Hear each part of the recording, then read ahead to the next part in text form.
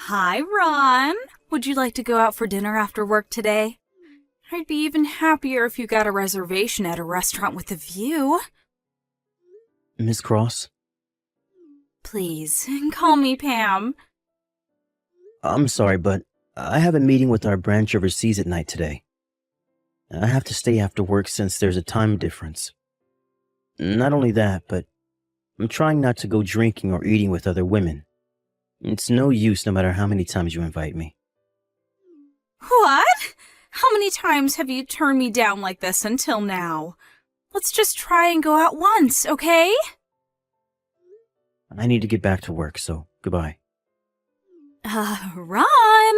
Come on!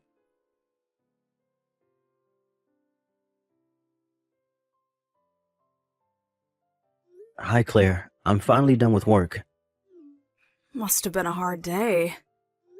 Sorry about today. I was planning on having dinner at your apartment after work today, but...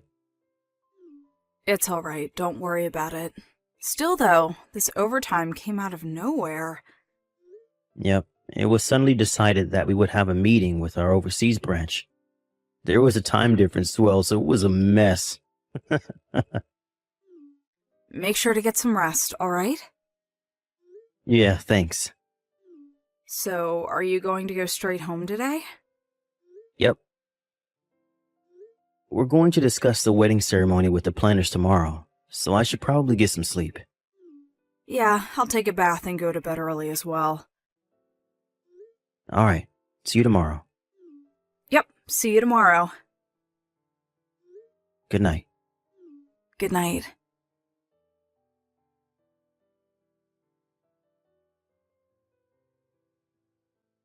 Hi, Claire. You probably still have no boyfriend because you're so ugly, right? Oh, it's you again, Pam. What do you mean it's you again? I've told you this 1,000 times. I cut ties with you and everyone else in my family once I graduated high school and was kicked out of home. Haven't you noticed that just because you got my new phone number from my friends who didn't know what happened doesn't mean I'm gladly welcoming your texts? Of course! That's why I'm texting you. I don't know what's funny about this, but I'm no longer the girl you knew who was always tense and scared of what her family thought. Even if you insult me like you used to back home, I just don't care what you have to say anymore. Huh? If that's fine with you, then alright. I'll reply to your texts, but I think we'll just be wasting each other's time. It'd just be a bother, really. Huh? What's with the attitude? You're just a failure that was never loved by Mom and Dad. Yes, but Aunt and her husband adopted me and treated me like I was their own daughter, so it doesn't really bother me. What? What's your deal? You've never even had a boyfriend. But I do have a boyfriend. What? There's something I need to take care of now. Bye. Hey, you really surprised me. There's no way an ugly woman like you could ever get a boyfriend. You're lying. I, on the other hand, am on good terms with the son of a CEO. I can't quite take our relationship to the next step, which is a bit bothersome, though. But this is without a doubt proof that I'm important to him. The way he's so stoic and strict is a sign that he's going to be a good husband once we get married. So there's no need to worry. I want to be the wife of a CEO so bad.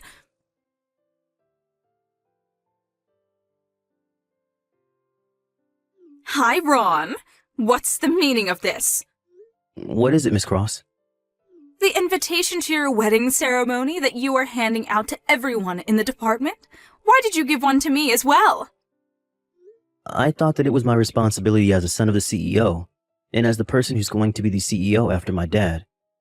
My fiancé agreed to it as well, so it was decided that I would invite everyone in the company to our wedding reception. Of course, I'm not forcing anyone to come, and it won't affect your standing at work either, so it's fine if you don't go. That's not what I'm talking about. What do you mean you're getting married? I thought I was your girlfriend. What are you talking about? I don't remember you ever being my girlfriend, and I turned down all your invitations to dinner. I told you that I wanted you to stop as well. But that's because I was important to you, right? To be honest, I don't remember doing anything that might have given you the idea that I was interested in you. I've been going out with my fiancé ever since university. What? It's been almost 10 years, but even if we did have a few fights, we've gotten along. I think that I was loyal to her in my own way during that time. I don't think that's going to change once we get married, but if you're going to spread strange rumors, whether outside the office or in it, then I'm going to have to intervene where I have to. Please stop making any more trouble. But...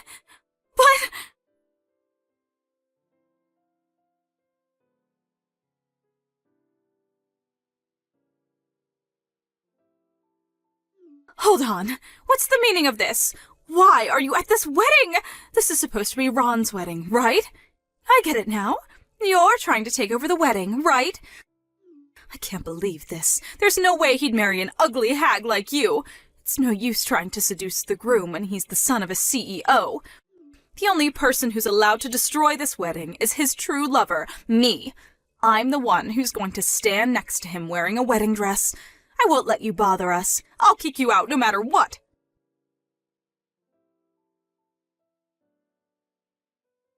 That's what you get. I pulled you all the way outside of the venue. I came up with it on the fly, but me rubbing balls of dirt I made from the flower bed was effective as well. That was so fun! No, not only can you no longer enter the venue, but you won't be able to show yourself to Ron. That was you, Pam? Yep. Did you not notice because I had gotten so much prettier? I can vaguely recognize you, but I was surprised because the evil determination on your face was so evident. What? I just told Ron what you did to me.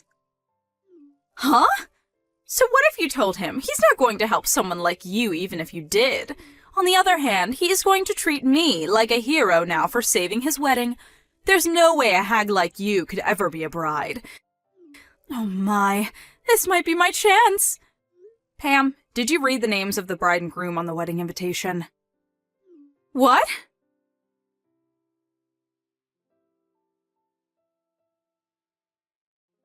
Miss Cross, what are you doing to my bride? I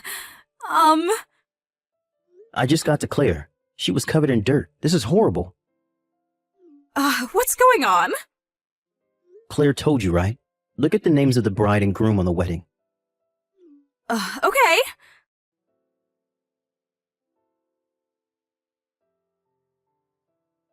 What? Is this my sister? Huh? My sister's name is written as the bride's name. Claire's last name changed because she was adopted by her aunt. But it seems that you met your aunt now and then as well, so you must know her last name was Nelson, right? Did you not think anything when you saw Claire Nelson? I didn't look at the invitation properly. Huh? I didn't want to look at the bride's name since it would make me feel like I had lost. I didn't want to know the name of the person who stood in my way of becoming a celebrity wife. How should I have known that the wife of Ron, who's so high-spec'd, is my ugly failure of a sister? I don't appreciate you insulting my fiancé like that, but...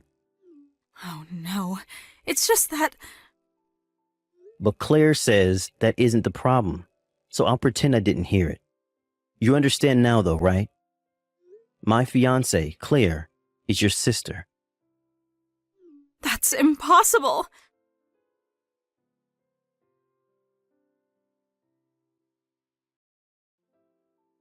Why am I being fired?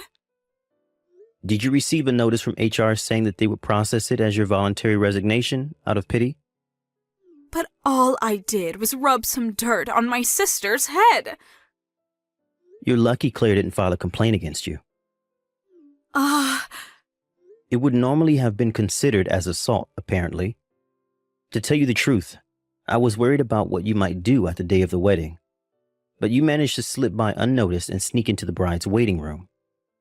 There's a male employee that helped you during this, right? There was no such person. This male employee told me everything. He regretted his actions and voluntarily quit.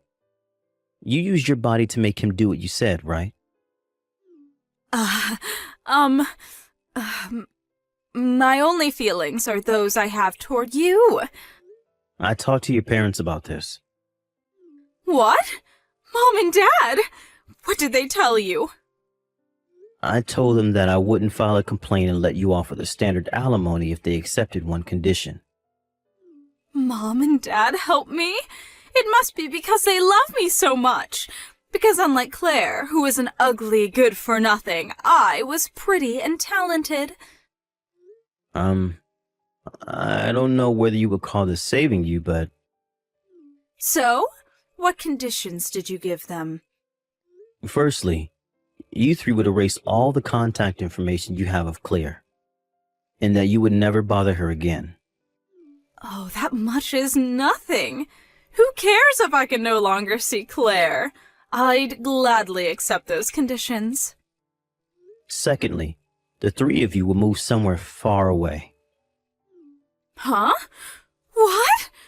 You're telling me to move? That means I won't be able to see you anymore. And Dad's company doesn't have a relocation system, which means that Dad will have to quit his job as well. This isn't my problem. If you don't like the conditions, then I'll file a complaint. You'll probably get a criminal record if you don't accept. I don't want that. Then, you'll have to do what I say. This is so unfair. All I wanted was to marry you and become the wife of a CEO. To think that my sister would steal that from me. She didn't steal me from you. All you did was cause trouble on your own. You haven't even reached the starting point. But we were in love. No, we weren't. You were just being delusional this whole time. Well then, I doubt we'll ever meet again, but... Wait, Ron! Think this through. I could be a much better wife than Claire could ever be. Don't ever show yourself to me or Claire ever again. Ron, please! Goodbye.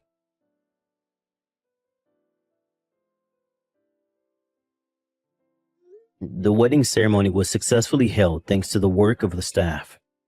We turned in our marriage papers as well that day. We wrote Claire's aunt and her husband's names as our guarantors, since they had shown up to the wedding as Claire's parents.